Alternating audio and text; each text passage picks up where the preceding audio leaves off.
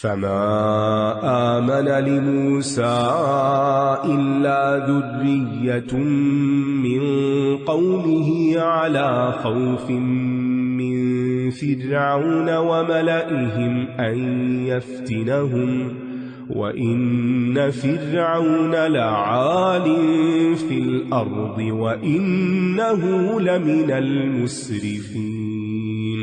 وقال موسى يا قوم إن كنتم آمنتم بالله فعليه توكلوا إن كنتم مسلمين.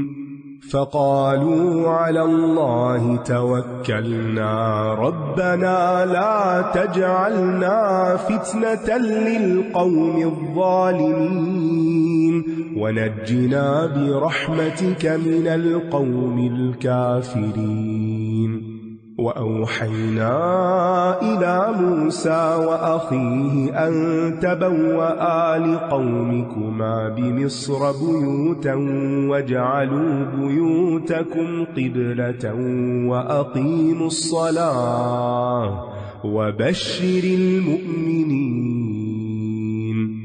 وقال موسى ربنا إنك آتيت فرعون وملأه زينة وأموالا في الحياة الدنيا ربنا ليضلوا عن سبيلك ربنا اطمس على أموالهم واشدد على قلوبهم فلا يؤمنوا حتى يروا العذاب الأليم. قال قد أجيبت دعوتكما فاستقيما ولا تتبعان سبيل الذين لا يعلمون. وجاوزنا ببني إسرائيل البحر فأتبعهم فرعون وجنوده بغيا وعدوا حتى إذا أدركه الغرق قال آمنت أنه لا إله إلا الذي آمنت به بنو إسرائيل وأنا من المسلمين. الآن وقد عصيت قبل وكنت من المفسدين فاليوم ننجيك ببدنك لتكون لمن خلفك آية وإن كثيرا من الناس عن آياتنا لغافلون. चनांचे फिरौन और उसके सरदारों के खौफ से उसकी कौम के चंद नौजवानों के सिवा किसी ने मूसा की बात न मानी। क्यों? इस डर से कि कहीं ये इन्हें फितने में न डाल दे। और बेशक फिरौन जमीन में सरकश था और बेशक वो हद से बढ़ जाने वालों में से था। यहाँ लफ्ज जुर्रियत इस्तेमाल हुआ है। जुर्रियत का माना यहाँ नौजवान जुर्रतमंद नस्ल है। वैसे तो उसका माना होता है औलाद, लेकिन यहाँ मुराद इस कॉन्टेक्स्ट में इसराइल की नौजवान नस्ल, यानी चंद नौजवानों ने फिरौन के सामने अपने ईमान को जाहिर करने की हिम्मत कर ली, जैसे असहाबे कहफ ने की थी।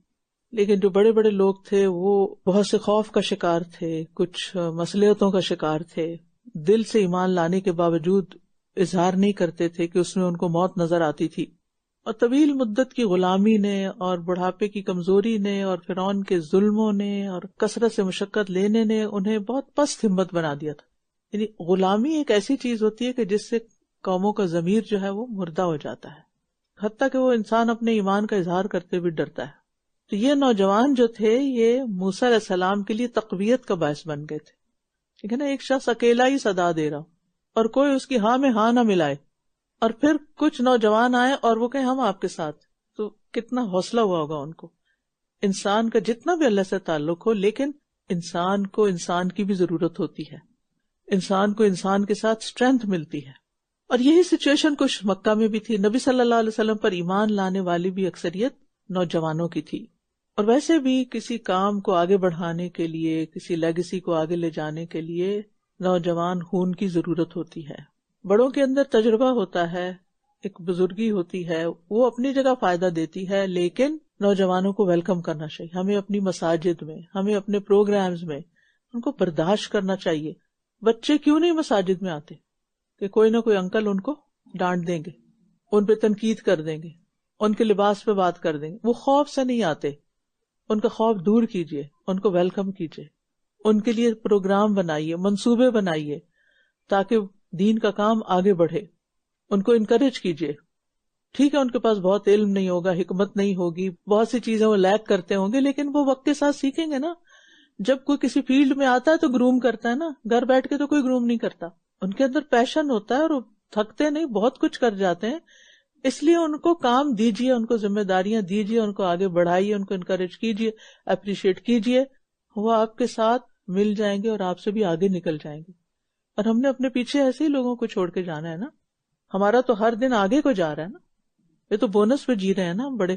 تو آگے اس کام کو نوجوان نسل نہیں سنبھالنا ہے، اس لیے اس کو ایک سرمایہ سمجھے، لیکن صبر کے ساتھ ہی یہ کام ہو سکتا ہے اور منصوبہ بندی کے ساتھ. اور موسیٰ نے کہا، اے میری قوم، اگر تم واقعی اللہ پر ایمان لائے ہو تو اسی پر توکل کرو اگر تم فرما بردار ہو. ٹھیک ہے، یعنی اگر تم فرما بردار ہو تو توکل کرو. انہوں نے کہا، اللہ ہی پر ہم نے توکل کیا. اے ہمارے رب، ہمیں ان ظالم لوگوں کے لیے فتنہ نہ بنا اور ہمیں اپنی رحمت کے ساتھ کافر قوم سے نجات دے. وسائل بھی اختیار کرنے چاہیے اور اللہ سے دعائیں بھی مانگنی چاہیے. اور ہم نے موسیٰ اور اس کے بھائی کی طرف وحی کی کہ تم دونوں اپنی قوم کے لیے مصر میں کچھ گھر مقرر کر لو اور اپنے ان گھروں کو قبلہ رخ بنا لو اور نماز قائم کرو اور مومنوں کو خوشخبری دے دو. تو فرعونیوں کے ظلم و ستم کے بڑھنے پر بنی اسرائیل کو اپنے گھروں کو ہی مساجد بنانے کا حکم دے دیا گیا کہ عبادت تو کرنی اور اجتماعی عبادت کرنی. یہ نہیں کہا اپنے اپنے گھروں میں رہو، اکیلے اکیلے نماز پڑھو. اس سے پتہ چلتا ہے کہ اجتماعی عبادت کتنی امپورٹنٹ ہے، خصوصاً مردوں کے لیے مسجد میں حاضری کتنی امپورٹنٹ ہے، کیونکہ وہ ان کے ایمان کو بڑھاتی ہے، ان کو اسٹرینتھ دیتی ہے. کیونکہ انہیں باہر کہیں نماز پڑھنے کی اجازت نہیں تھی اور بڑے بڑے مراکز قائم کرنے کی بھی اجازت نہیں تھی. اور آپ دیکھیں کہ یہ جو کہا گیا نا، مومنوں کو خوشخبری دے دو، کیا حالات ہیں وہاں، اور خوشخبری سنائی جا رہی ہے. پتہ کیا ہے، جب قوم میں، لوگوں میں، کسی گروہ میں، کسی خاندان میں، گھر میں مایوسی پھیلنے لگے، کسی بھی بندے کے اندر آپ یاسیت دیکھیں، نا امیدی دیکھیں، تو کوئی نہ کوئی خوشی کی خبر اس کو سنائیں، اس کی ہاں میں ہاں نہ ملائیں. قرآن ہمیں یہ سکھاتا ہے. اتنے مشکل حالات کا ذکر کر کے مومنوں کے لیے خوشخبری ہے. کیوں؟ کہ ان کو پر امید بناؤ، ان کی ہمت بندھاؤ، ان کا حوصلہ بڑھاؤ. خوشخبری دینے میں یہ سارے الفاظ شامل ہو جاتے ہیں، ساری چیزیں شامل ہو جاتے ہیں. اور ایک اور بات یہ کہ خوشخبریاں ملتی ہیں نماز ادا کرنے سے، نماز کے ساتھ ہے، باجماعت نماز کے ساتھ. اور نماز قائم کرنے اور پڑھنے میں فرق ہوتا ہے. نمازی بہت ہوتے ہیں لیکن قائم کرنے والے بہت کم. اور موسیٰ نے کہا، اے ہمارے رب، بے شک تو نے فرعون اور ان کے سرداروں کو دنیا کی زندگی میں زیب و زینت اور مال و دولت سے نوازا ہے. اے ہمارے رب، تاکہ وہ تیرے راستے سے بھٹکا دے. یعنی ان کے اندر یہ تکبر اور غرور ان وجوہات کی بنا پر ہے. اے ہمارے رب، ان کے مالوں کو مٹا دے اور ان کے دلوں کو سخت کر دے کہ یہ ایمان نہ لائیں حتیٰ کہ دردناک عذاب دیکھ لیں. بالآخر موسیٰ علیہ السلام کو بد دعا کرنی پڑی. فرمایا، بے شک تم دونوں کی دعا قبول کر لی گئی. دونوں کون ہیں؟ موسیٰ اور ہارون. بس تم دونوں ثابت قدم رہو اور ان لوگوں کے راستے کی ہرگز پیروی نہ کرنا جو علم نہیں رکھتے. کسی کو بھی فالو کرنے سے پہلے یہ دیکھیں کہ اس کا علم کیا ہے. اور ویسے بھی ہر موقع پر ثابت قدمی ضروری ہے. دعا قبول کر لی گئی ہے، اب بس کچھ نتیجہ سامنے آنے والا ہے، لیکن تم نے ثابت قدمی دکھانی ہے. اس وقت تک اسی رستے پر رہنا ہے اور اس رستے کو چھوڑنا نہیں. اور ہم نے بنی اسرائیل کو سمندر پار کروا دی. یہ تھی خوشخبری کہ تم نجات پا جاؤ گے، اور وہ ہو گئی پوری. تو فرعون اور اس کے لشکروں نے سرکشی اور زیادتی کرتے ہوئے ان کا پیچھا کیا، یہاں تک کہ جب وہ ڈوبنے لگا تو بولا، میں ایمان لے آیا اس رب پر جس پر بنی اسرائیل ایمان لائے، کہ بے شک اس کے سوا کوئی معبود نہیں، اور میں فرما برداروں میں سے ہوں، میں مسلمان ہوں. یہ ڈوبتے ہوئے فرعون نے اسلام قبول کر لیا، لیکن وہ اللہ نے قبول نہیں کیا. کیا اب ایمان لاتا ہے حالانکہ اس سے پہلے تو نافرمانی کرتا رہا اور تو فساد کرنے والوں میں سے تھا؟ تو انسان کو وقت पर ही मोहलत के अंदर ही तौबा कर लेनी चाहिए। वक्त गुजर गया तो तौबा कबूल नहीं होगी, नेकियां कबूल नहीं होगी। बस आज हम तुझे तेरे बदन समेत निजात देंगे ताकि तू अपने बाद वालों के लिए इबरत की एक निशानी बन जाए। और बिलाशुबा बहुत से लोग हमारी आयात से गाफिल हैं। अल्लाह ने फिरऔन को डुबोया लेकिन उसकी लाश को महफूज रखा। आज भी वो मौजूद है और आज भी लोगों के लिए इबरत की निशानी है, लेकिन लोग उसको तफरीह का जरिया बनाए हुए हैं, प्राइड का जरिया बनाए हुए हैं, टिकट लगाकर पैसे कमाने का जरिया बनाया हुआ है। और बेशक बहुत से लोग हमारी आयात से गाफिल हैं, यानी असल सबक नहीं सीखते उसको देखकर। वलक़द बव्वअना बनी इस्राईल मुबव्वअ सिद्क़िन वरज़क़नाहुम मिनत्तय्यिबाति फमख्तलफ़ू हत्ता जाअहुमुल इल्म इन्न रब्बक यक़ज़ी बैनहुम यौमल क़ियामति फ़ीमा कानू फ़ीहि यख्तलिफ़ून फ़इन कुन्त फ़ी शक्किन मिम्मा अंज़लना इलैक फ़स्अलिल्लज़ीन यक़रऊनल किताब मिन क़ब्लिक लक़द जाअकल हक़्क़ु मिन रब्बिक फ़ला तकूनन्न मिनल मुमतरीन वला तकूनन्न मिनल्लज़ीन कज़्ज़बू बिआयातिल्लाहि फ़तकून मिनल ख़ासिरीन इन्नल्लज़ीन हक़्क़त अलैहिम कलिमतु रब्बिक ला युमिनून वलौ जाअतहुम कुल्लु आयतिन हत्ता यरवुल अज़ाबल अलीम फलौला कानत क़र्यतुन आमनत फनफ़अहा ईमानुहा इल्ला क़ौम यूनुस लम्मा आमनू कशफना अन्हुम अज़ाबल ख़िज़्यि फ़िल हयातिद दुन्या वमत्तअनाहुम इला हीन वलौ शाअ रब्बुक लआमन मन फ़िल अर्दि कुल्लुहुम जमीअन अफ़अन्त तुक्रिहुन नास हत्ता यकूनू मुमिनीन वमा कान लिनफ्सिन अन तु'मिन इल्ला बिइज़्निल्लाह वयजअलु अर्रिज्स अलल्लज़ीन ला यअक़िलून क़ुल इंज़ुरू माज़ा फ़िस्समावाति वल्अर्ज़ वमा तुग़निल आयातु वन्नुज़ुरु अन क़ौमिन ला युमिनून फहल यंतज़िरून इल्ला मिस्ल अय्यामिल्लज़ीन ख़लौ मिन क़ब्लिहिम क़ुल फंतज़िरू इन्नी मअकुम मिनल मुंतज़िरीन ثم ننجي رسلنا والذين آمنوا كذلك حقا علينا ننجي المؤمنين। और बिलाशुबा हमने बनी इसराइल को बहुत उम्दा ठिकाना दिया और हमने उन्हें पाकीज़ा चीजों से रिस्क दिया, तो उन्होंने दीन में बाहम इख्तिलाफ न किया यहाँ तक कि उनके पास इल्म आ गया। यकीनन आपका रब क़यामत के दिन इनके दरमियान उन मामलात में फैसला कर देगा जिनमें ये इख्तिलाफ करते थे। इल्म आपस के इख्तिलाफात खत्म करता है, लेकिन कुछ लोग इल्म को मिसयूज करते हैं और इल्म की बिना पर अपनी बड़ाई जताना चाहते हैं और वो लोगों के साथ इख्तिलाफ शुरू कर देते हैं। अब देखिए, आज भी ऐसे टीवी शोज और ऐसे प्रोग्राम बहुत हिट होते हैं जिनमें लोग एक दूसरे से इख्तिलाफ कर रहे होते हैं और एक दूसरे के खिलाफ आर्ग्यूमेंट्स ला रहे होते हैं, और मकसद क्या होता है? अपनी इल्मियत की धाक बिठाना, इल्म का रोब जमाना। तो इल्म ताकत है, नेमत है, ब्लेसिंग है। अगर मिसयूज करेंगे तो बहुत बड़ी आफत भी है। फिर अगर आप उस बारे में किसी शक में हैं जो हमने आपकी तरफ नाजिल किया, تو ان لوگوں سے پوچھ لیجئے جو آپ سے پہلے کتاب پڑھتے ہیں، یقیناً آپ کے پاس آپ کے رب کی طرف سے حق آیا ہے، بس آپ ہرگز شک کرنے والوں میں سے نہ ہوں۔ رسول اللہ صلی اللہ علیہ وسلم کو خطاب ہے اور آپ کے ذریعے باقی سب لوگوں کو بھی مخاطب کیا جا رہا ہے۔ یہاں اللہ کی نازل کردہ وحی میں شک کا علاج بتایا گیا ہے، اور شک کا علاج کیا ہے؟ اہل علم سے تحقیق کر لو، اہل علم سے سوال پوچھ لو، اور سوال جو ہے اگر درست ہو اور جواب درست ملے تو اس سے انسان کے یقین میں اضافہ ہوتا ہے۔ اور آپ ہرگز ان لوگوں میں شامل نہ ہوں جنہوں نے اللہ کی آیات کو جھٹلایا، ورنہ آپ خسارہ پانے والوں میں سے ہو جائیں گے۔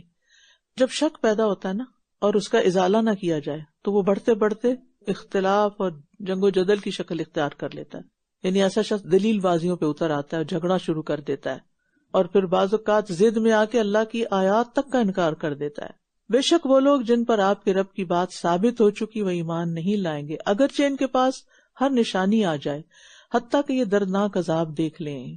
پھر کوئی بستی ایسی کیوں نہ ہوئی جو ایمان لائی ہو اور اس کے ایمان نے اسے نفع دیا ہو، سوائے قوم یونس کے۔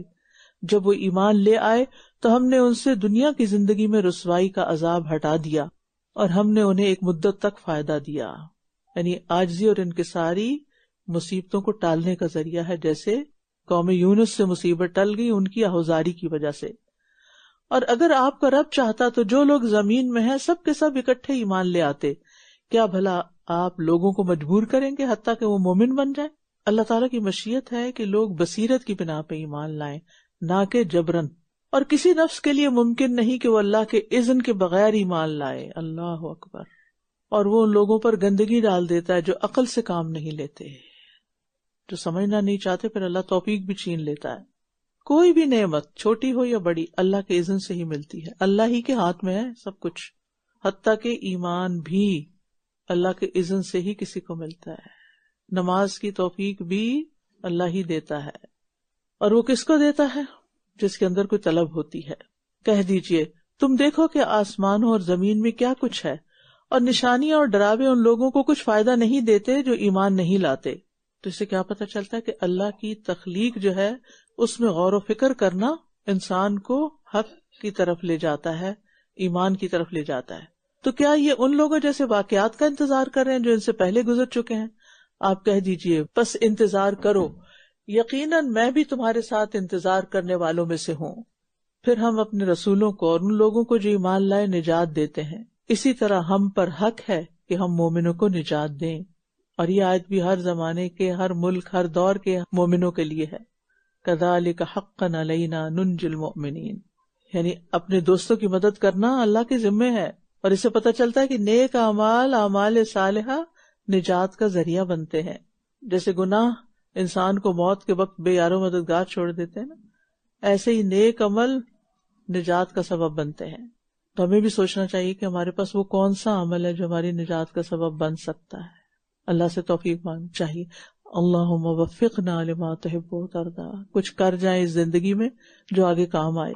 قل یا ایہا الناس ان کنتم فی شک من دینی فلا اعبد الذین تعبدون من دون اللہ ولكن أعبد الله الذي يتوفاكم وأمرت أن أكون من المؤمنين وأن أقم وجهك للدين حنيفا ولا تكونن من المشركين ولا تدع من دون الله ما لا ينفعك ولا يضرك فإن فعلت فإنك إذا من الظالمين وإن يمسسك الله بضر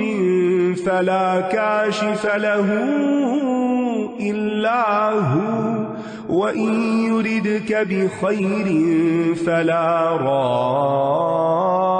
راد لفضله يصيب به من يشاء من عباده وهو الغفور الرحيم قل يا أيها الناس قد جاءكم الحق من ربكم فمن اهتدى فإنما يهتدي لنفسه ومن ضل فإنما يضل عليها وما أنا عليكم بوكيل واتبع ما يوحى إليك واصبر حتى يحكم الله وهو خير الحاكمين۔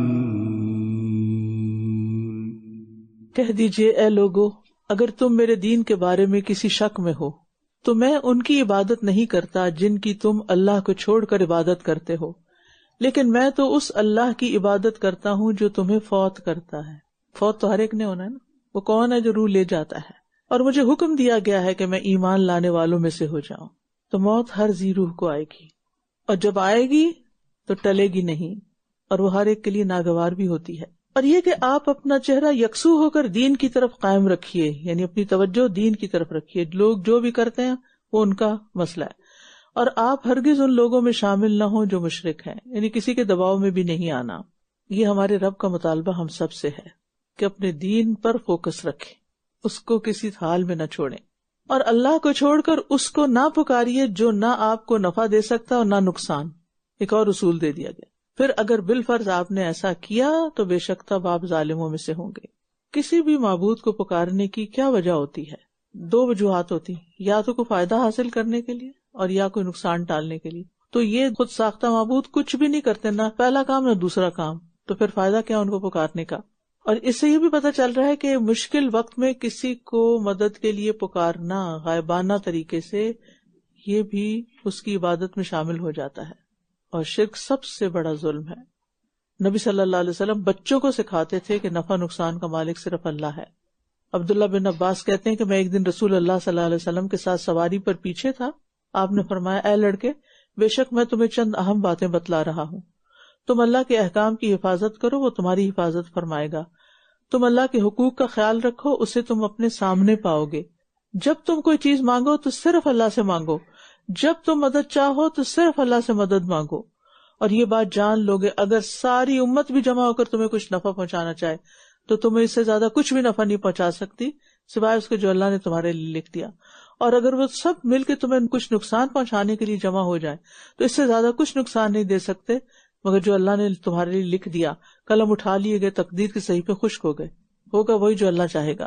اور اگر اللہ آپ کو کوئی تکلیف پہنچائے تو اس کے سوا کوئی اسے ہٹانے والا نہیں، اور اگر وہ آپ کے ساتھ کسی بھلائی کا ارادہ کر لے تو اس کے فضل کو کوئی پھیرنے والا نہیں، وہ اسے اپنے بندوں میں سے جسے چاہتا ہے پہنچا دیتا ہے، اور وہ بہت بخشنے والا، نہایت رحم کرنے والا ہے۔